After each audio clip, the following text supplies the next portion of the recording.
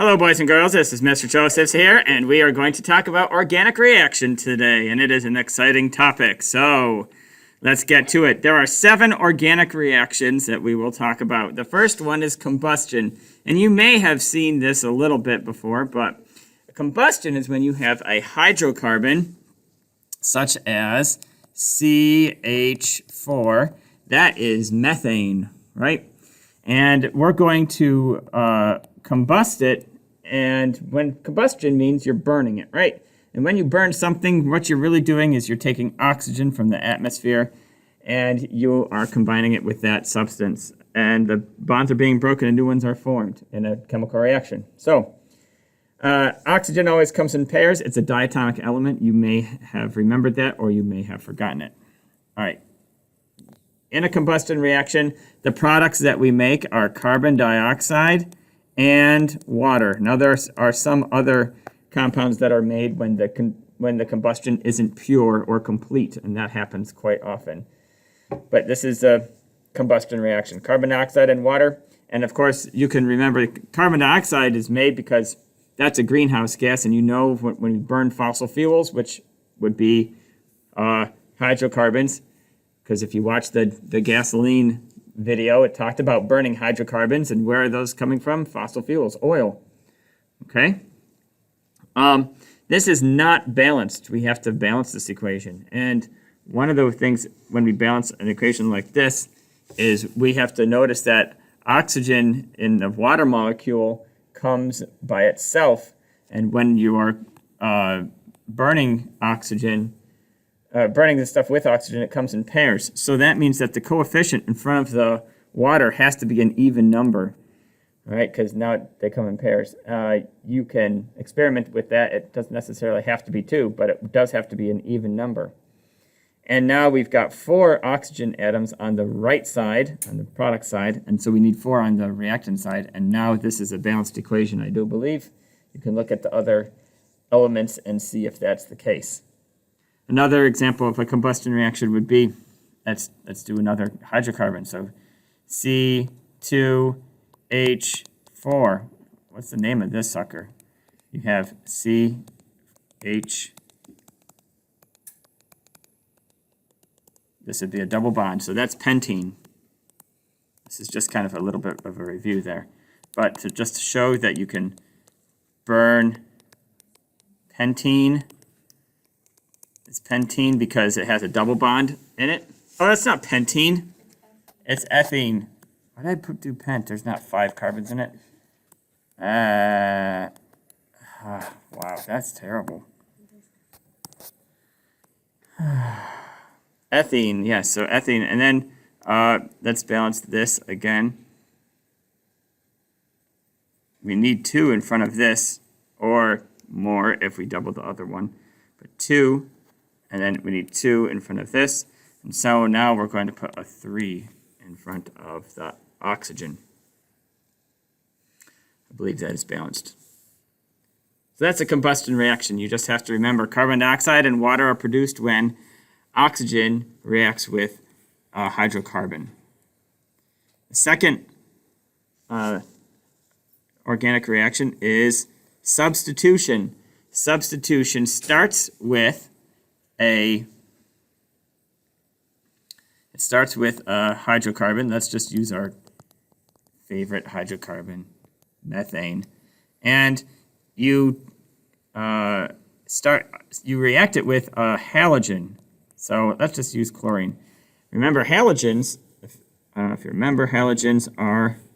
Let's go to the periodic table of the elements. And halogens are group 17 elements. So it would be fluorine, chlorine, bromine, or iodine. Right, those 4 are the halogens that we would talk about in this substitution reaction. And what's going to happen here is you have a CH4. We'll go ahead and write that out. And chlorine. So it's attached like this. And a bond is going to break. We're going to switch out these so that we end up with CH3Cl and H. Cl. This is automatically balanced already. So what we end up with is the chloromethane and hydrogen chloride. I guess I could show the bond there. As you can see, you're substituting out one of the hydrogens for a chlorine and creating the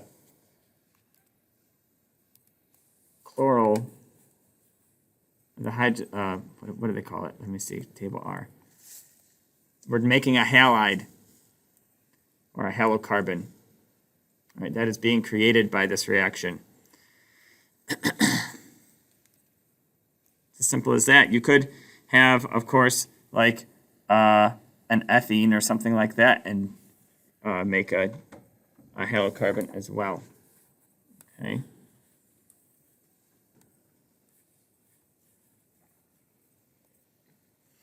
All right, that's substitution. The second one that's very similar to substitution is addition. In this case, we're going to start with a hydrocarbon again. Let's go with CH4. And in this case, oh wait, I'm sorry, we have to start with an unsaturated hydrocarbon. What does that mean? A saturated hydrocarbon is one that has single bonds in it. So this is a saturated hydrocarbon, ethane. And this is a unsaturated hydrocarbon. Did I just say that one was unsaturated? That one's saturated up at the top. Yeah, the first one's saturated. That's because we could technically, for those number of carbon atoms, we could add more hydrogen to this second one by breaking that double bond and then putting hydrogen, two more hydrogen around the carbons. All right, addition starts with an unsaturated hydrocarbon, such as ethene. So methane is out because you cannot use, that's not possible to use that one for this reaction. And we're going to, again, use a halide. Let's use a different one, or a halogen, I mean, like this. And it's going to react, and we're going to add it to that carbon structure, break the double bond. One F will go here, the other F will go there. And we'll get this. This is 1,2-difluoroethane. All right. So we could draw it like this. It's better to draw, I think, the structural formulas make it more visible. But notice that you're adding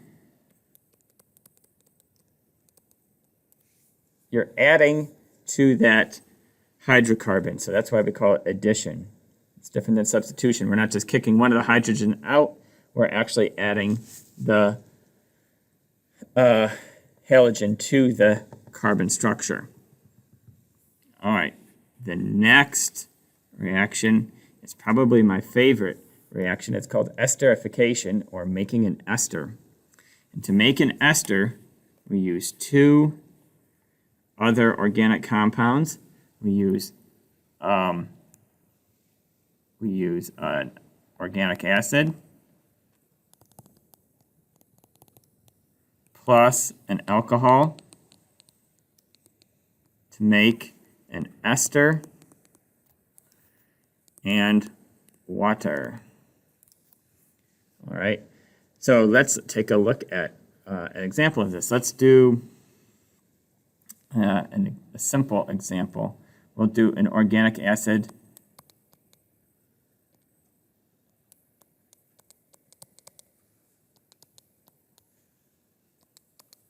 I'll use this example. This is ethanoic acid.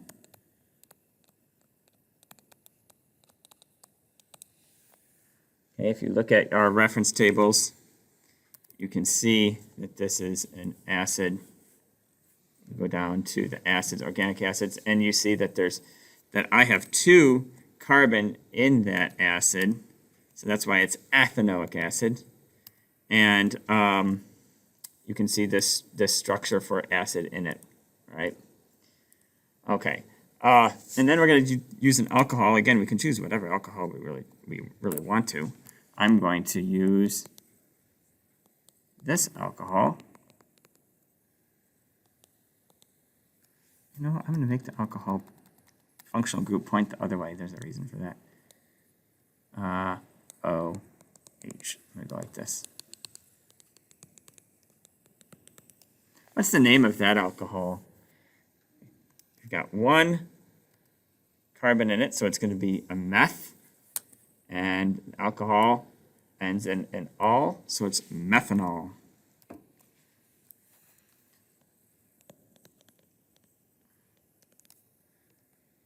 Okay, what's going to happen is we're going to look at this structure, and I don't really know which one comes apart, so I'm going to just go with this. See that? What I just circled? What could that make? H2O, right? And that would be the water. Okay, so I really have the water first. And then I'm going to take what's ever left behind and make that stick together. So, you know what? This is going to be kind of squeezy, so I'm going to put it down below here. So H.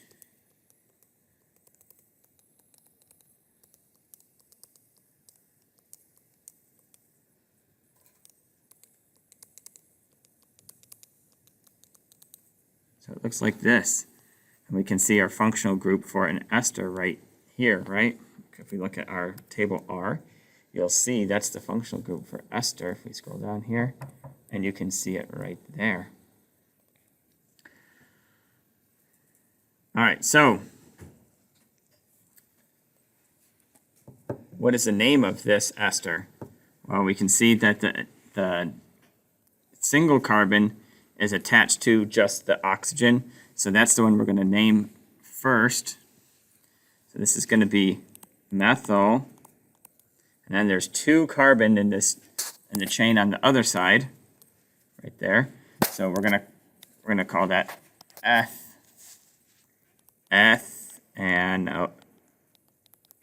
methyl ethanoate. So we made water and methyl ethanoate. Methyl ethanoate. All right. Saponification is the next one, and this one I'm not going to try to draw a picture. I'm going to use the pictures from the handout. And this is making of a soap. Saponification makes a soap. When an ester reacts with an inorganic base to produce an alcohol and a soap, this is called saponification. Now, the base, we haven't done acids and bases yet, but on your reference tables, I think it's K or L. Actually, I think it's L. Yep, so these are common bases. So sodium hydroxide is a very common base that's used, and you can see it right here. Sodium hydroxide is right here, and it's reacting with a fat or an ester-like substance. If you can see the ester functional group right here, these are esters that are stuck together along a chain, right? So you can look at that structure. So they come apart, and you get this NaOOC. This end of the molecule is polar. This end is nonpolar because it's just got carbons with hydrogens around it. If you remember, the polar means if it's positive or negative. If it's nonpolar, that doesn't have a positive or negative end. And so this is the creation of a soap. A soap molecule. This is really cool what happens with a soap molecule. Let me show you. Oh, that's not what I want. Oh, that was okay. I was doing some. All right, so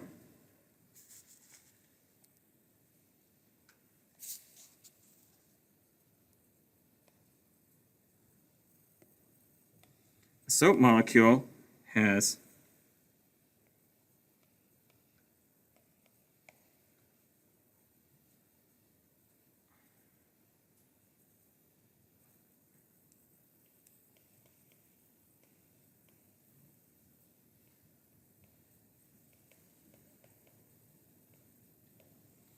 This is a nonpolar end and a polar end. So this is where the Na is. All right? And if you have a grease molecule, grease molecules are nonpolar. Remember from when we did solutions, polar things dissolve polar things and nonpolar things dissolve nonpolar things. So what happens is if you take a soap molecule, it's a soap molecule, and the nonpolar ends will all stick into the grease molecule like this, and they'll dissolve into it. So this is the Na on this side, the polar end. What substance do you know is polar? The most polar substance. What's that? Water, yeah. So the grease molecule is nonpolar. That's why water molecules and grease molecules don't really dissolve into each other, and you just can't use water to wash off something that's greasy. You put the soap molecules in, and all the nonpolar ends attach to the grease, and then on the outside where it's polar, you've got, you have the H2O molecules are out here, and they dissolve the polar end. I keep writing an N for some reason. And so now the water molecules, oh my gosh, my brain this morning. The water molecules surround this big complex thing, and now it can get washed away because the water molecules are now dissolved with the polar ends. So the polar water molecules dissolve with the polar ends, the nonpolar end dissolves with the greasy end. And that's how soap works, and that's what these molecules are right here. So it's a fat and a base molecule. Has anyone ever seen Fight Club? In Fight Club, that he goes and gets the fat from the liposuction factories, and then he's using that with a base to make soap, and then he sells it back to the people who got the liposuction. Very odd, but interesting. All right, fermentation. What is fermentation? Anyone know what fermentation is? Who's heard of fermentation before? Right, this is how you create an alcohol. So, what we start with first with an alcohol, we start with a sugar. Where is it? That's esterification. Don't they have a picture of the alcohol? Or they don't.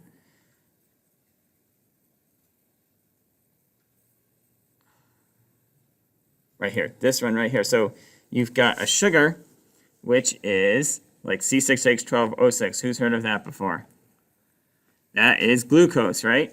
Then glucose makes an alcohol. In this case, it's making ethanol and carbon dioxide. You get bubbles coming off of it. And that's fermentation. That's pretty boring. Pretty straightforward, too. And then finally, polymerization. I like polymerization. It's interesting. So polymerization happens all over the place. You start with something called a monomer, and you make something called a polymer. I don't know why I have this here. So a very common way to show polymerization is to start with an unsaturated hydrocarbon like this.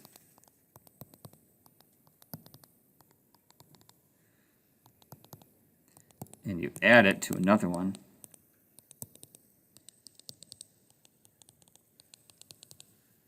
And then you start to make these long carbon chains.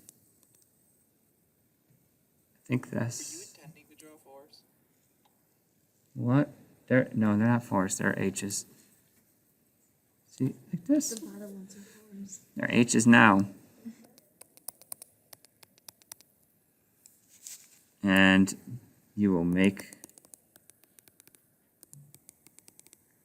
these chains, and they can get very, very long. In fact, a very common polymer is taking glucose. So let me see if I can remember how to do glucose.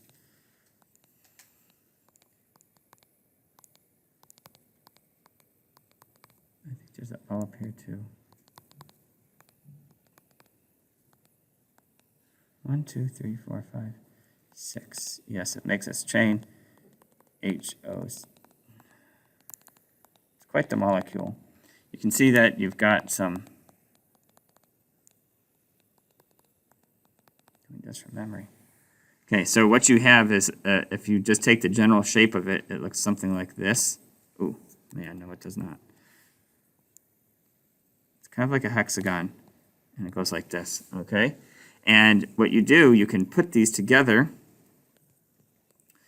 and make chains that are thousands of these long. And I believe the one I'm doing, this is called a starch molecule. Who's heard of starch before? Starch is a polymer of glucose. So is fiber. Fiber is stuck together in a slightly different way. I believe it's that little thing that goes up at the top. And let me show you what I mean by that little thing at the top, if you can see this. Okay, that's what it means. One goes this way, and then the other, hello, the other goes down below. Your body actually has enzymes that will split the starch molecule up, but it will not be able to split the fiber up. The fiber stays in a long chain, and you can't digest it. It will stay in a long chain, which is good because you need fiber for your diet because it goes down, those long chains go down through your gut, and they scrape out your gut and keep it healthy. It doesn't digest, but it is important for your body. So that's polymerization.